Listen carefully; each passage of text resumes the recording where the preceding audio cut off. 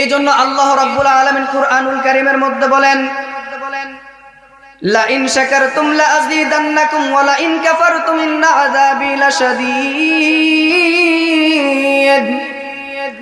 আল্লাহ রাব্বুল আলামিন কুরআনুল কারীমের মধ্যে জানায় দেন, এ পৃথিবীর মানুষ,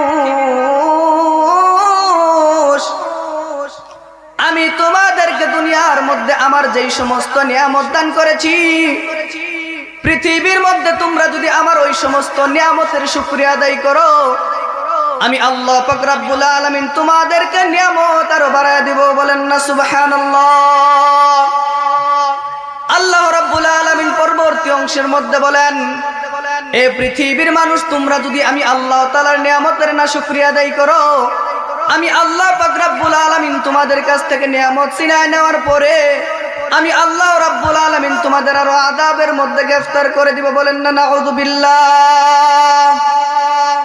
সম্মানিত হাজিরিন, আল্লাহ রাব্বুল আলামিন যেহেতু আমাদেরকে জান্নাতের বাগান মসজিদে আসার বসার কিছু কথা বলার এবং শোনার মতো তৌফিক দান করেছেন, এজন্য আমরা অন্তরের অন্তঃস্থল থেকে শুকরিয়া আদায় করি, বলি আলহামদুলিল্লাহ।